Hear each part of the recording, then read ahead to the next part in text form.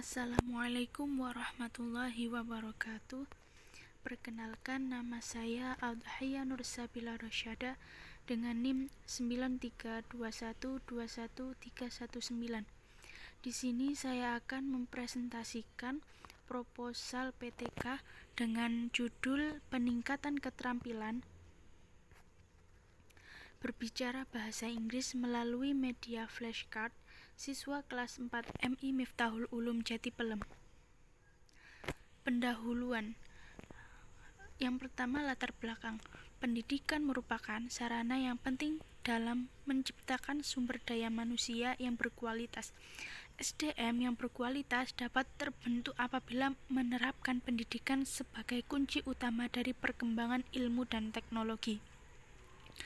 Media pembelajaran menurut Hadi Miyarso adalah segala sesuatu yang digunakan untuk menyalurkan pesan serta dapat merangsang pikiran, perasaan, perhatian, dan kemauan belajar sehingga dapat mendorong terjadinya proses belajar yang disengaja, bertujuan, dan terkendali.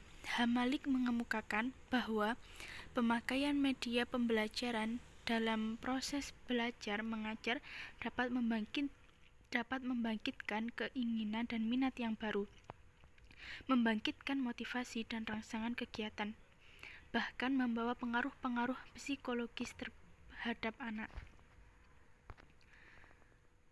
Media flashcard diharapkan dapat membantu siswa dalam menguasai kata dalam pelafalan bahasa Inggris dan membantu guru dalam memberikan pelafalan yang baik dalam materi bahasa Inggris pada siswa SD atau MI.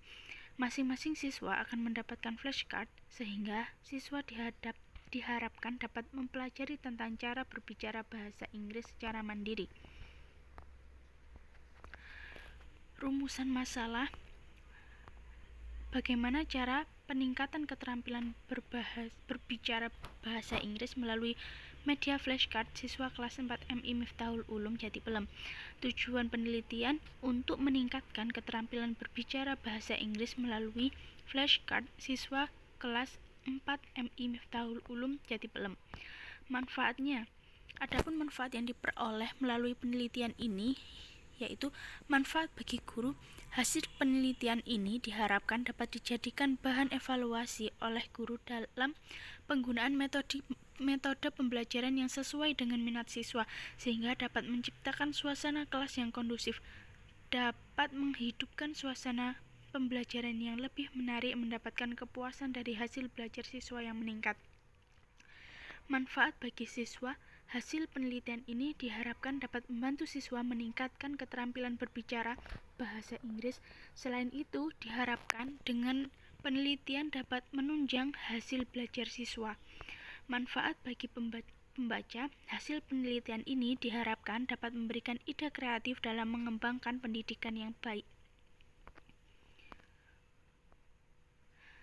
Kemudian bab 2 yang berisikan landasan teori. Yang pertama yaitu konsep pembelajaran speaking. Menurut Ramlan Nari, speaking merupakan proses berpikir dan bernalar agar pembicaraan seseorang dapat diterima dan dipahami dengan baik oleh orang lain.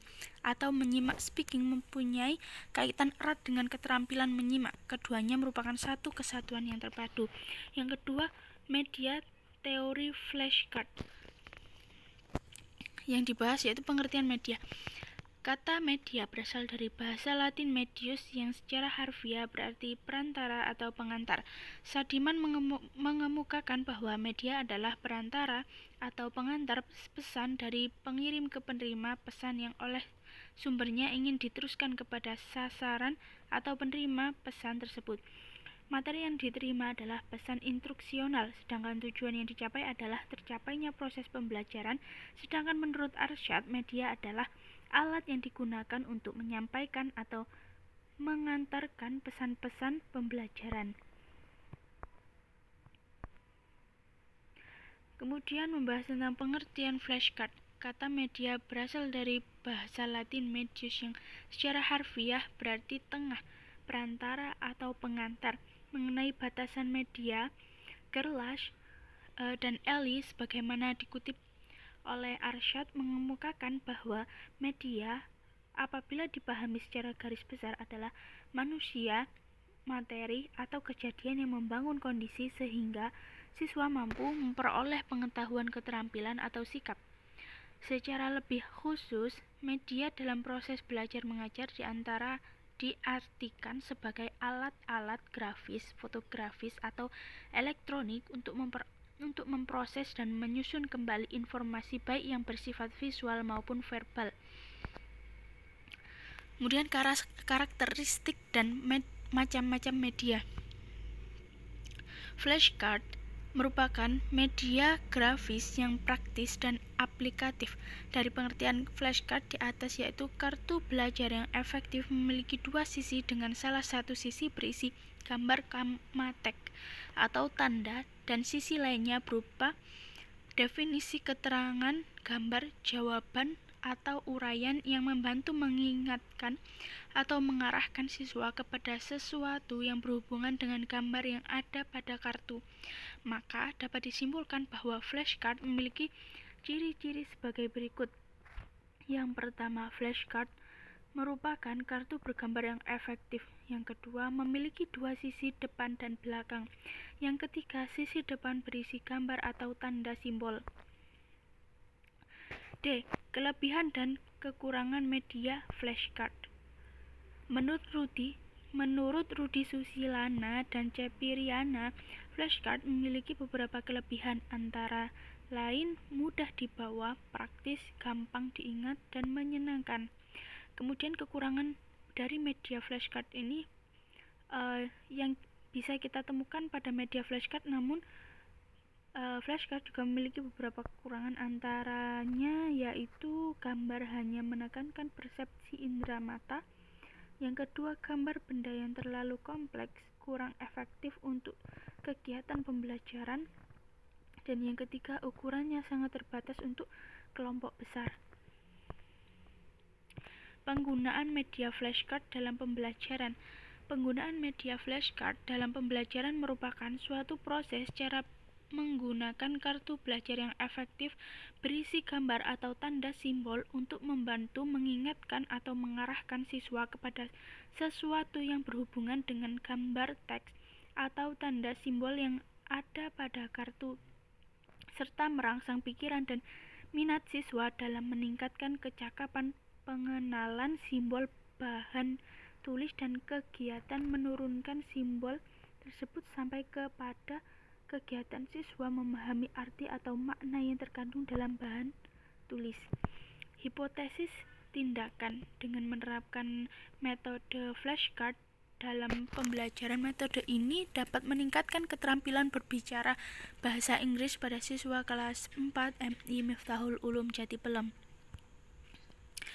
Bab yang ketiga yaitu metode penelitian, membahas tentang rencana dan prosedur penelitian. Yang pertama, subjek penelitian. Subjek dalam penelitian ini yaitu siswa kelas 4 MI Miftahul Ulum dengan jumlah siswa 33 siswa. Kemudian waktu penelitian. Waktu terjadinya penelitian ini berlangsung selama kurang lebih 2 minggu di bulan Oktober. Kemudian lama tindakan. Tindakan dilakukan dengan 2 kali putaran. Untuk lokasi penelitian yaitu di MI Miftahul Ulum dengan alamat Jalan Raya Jati Pelem nomor 24, Kecamatan Liwek, Kabupaten Jombang. Prosedur penelitian. Prosedur atau langkah-langkah penelitian tindakan kelas ini terdiri dari siklus-siklus. Prosedur pelaksanaan penelitian tindakan kelas ini, setiap siklus meliputi perencanaan, pelaksanaan, tindakan, observasi, dan refleksi. Sekian dari saya. Wassalamualaikum warahmatullahi wabarakatuh.